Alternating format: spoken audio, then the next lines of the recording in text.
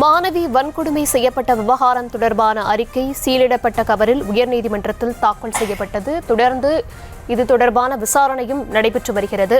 பாரி கார்த்திக், காவல்துறைக்கும் அரசுக்கும் கேள்வி எழுப்பியது போலவே அண்ணா பல்கலைக்கழகத்திற்கும் உயர்நீதிமன்றம் கேள்வி எழுப்பியிருந்தார்கள். மாணவிகளின் பாதுகாப்புக்காக அண்ணா பல்கலைக்கழகம் என்ன செய்தது, நிர்பயா நிதி எப்படி செலவு செய்யப்பட்டது அப்படின்றது மாதிரியான கேள்விகளை எழுப்பியிருந்தாங்க. இது தொடர்பாக அண்ணா பல்கலைக்கழகம் இன்று விளக்கம் அளிக்க வாய்ப்பு இருக்கா? நிச்சயமாக என்னிடம் அவர்கள் அறிக்கையை தாக்கல் செய்திருக்கிறார்கள். குறிப்பாக அந்த அண்ணா பல்கலைக்கழகத்தை பொறுத்த வரைக்கும் நேற்றைய தினம் நீதிபதிகள் பல்வேறு கேள்விகளை முன்வைத்தார்கள்.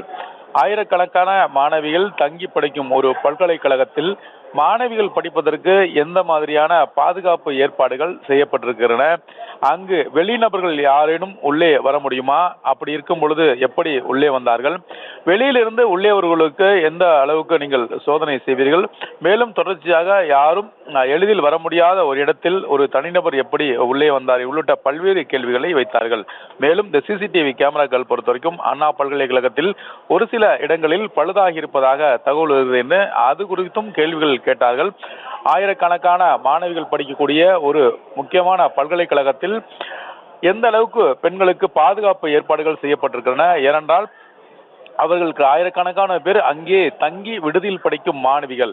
எனவே அந்த மாணவிகளுடைய பாதுகாப்பை உறுதி செய்யும் வகையில் எந்த அளவுக்கு நடவடிக்கை எடுத்திருக்கிறீர்கள், அதை உடனடியாக அறிக்கையாக தாக்கல் செய்யப்பட வேண்டும் என்று நேற்றைய தினம் நீதிபதிகள் பல்கலைக்கழகத்திடம் கேள்வி வைத்தார்கள்.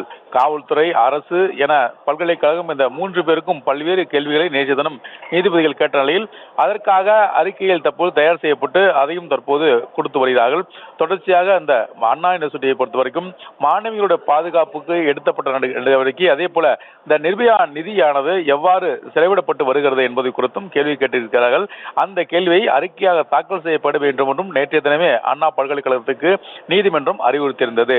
அது மட்டுமல்ல, இந்த மாணவர்கள் படிக்கக்கூடிய இந்த பல்கலைக்கழகத்துக்கு தனிநபர் ஒருவர் வருவதற்கான இப்படியாக சூழல் அங்கு இருக்கிறதா, அதற்கான பாதுகாப்பு ஏற்பாடுகள் எவ்வாறு செய்யப்பட்டிருக்கின்றன, தொடர்ச்சியாக ஒரு தனிநபர் எவ்வாறு உள்ளே வந்தார் உள்ளிட்ட கேள்விகளையும் அங்கே கேட்கப்பட்டிருக்கின்றன. மேலும் அங்கு இருக்கக்கூடிய சிசிடிவி கேமராக்களுடைய நிலைகள் குறித்தும் ஒரு சில கேமராக்கள் பழுதாகி இருக்கிறதா என்று தகவல் வெளியிட்ட நிலையில் அது குறித்தும் தற்போது நீதிபதியிடம் அறிக்கையாக தாக்கல் செய்ய வேண்டும் என்று அண்ணா பல்கலைக்கழகத்திலும் வைத்தார்கள். குறிப்பாக இந்த பல்லாயிரக்கணக்கான மாணவிகள் படிக்கும் ஒரு பல்கலைக்கழகத்திற்கு எந்த அளவுக்கு பாதுகாப்பு ஏற்பாடுகள் செய்யப்பட்டிருக்கின்றன, அந்த மத்திய அரசு கொடுக்கக்கூடிய அந்த நிதி என்ன ஆனது, அதை எவ்வாறு செலவிட்டிருக்கிறீர்கள் என்பது குறித்தும் நிர்பயா நிதி குறித்தும் தற்போது கேள்வி கேட்டிருக்கிறார்கள். மேலும் இந்த மாணவிகள் படிக்கக்கூடிய இடத்தில் வெளிநபர்கள் உள்ளே வருவது குறித்து எந்த அளவுக்கு நடவடிக்கை எடுக்கப்படுகிறது, மேலும் அந்த பாதுகாப்பாக எப்படி ஒரு சூழல் அங்கு வைத்திருக்கிறீர்கள், தொடர்ச்சியாக ஒவ்வொரு மாணவியும் தங்கள் அடையாள அட்டையை காட்டிவிட்டு தான் உள்ளே வரக்கூடிய ஒரு சூழலில் ஒரு தனிநபர் எப்படி உள்ளே வந்தார், பாதுகாப்பு ஏற்பாடுகள் குறித்து அண்ணா யூனிவர்சிட்டி எடுத்த நடவடிக்கைகள், அதாவது இந்த அண்ணா யூனிவர்சிட்டியை பொறுத்த வரைக்கும் இந்த 2 பிரதான நுழைவாய்கள் இருக்கின்றன. இந்த 2 பிரதான நுழைவாய்களுக்கும் பாதுகாக்கப்பட்ட பகுதியாக அங்கு தனியாக ஒரு பேரிகார்டுகள் வைத்து அதன் மூலமா தான் மாணவிகள் உள்ளே வருவார்கள்.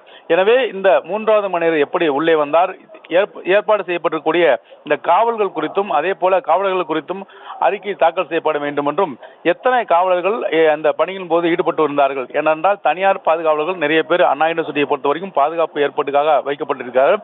பிரதானமாக இருக்கக்கூடிய இந்த 2 நுழைவாய்களும் தனியார் பாதுகாவலர்கள் அதிக அளவில் இருப்பார்கள். எனவே அது குறித்தும் முழுமையான அறிக்கை தாக்கல் செய்யப்பட வேண்டும் என்று இந்த ஒருங்கிணைந்த அறிக்கையை உடனடியாக தாக்கல் செய்யப்பட வேண்டும் என்று நேற்றைய தினமே நீதிபதிகள் அண்ணா யூனிவர்சிட்டியிடம் கேட்டிருந்தார்கள்.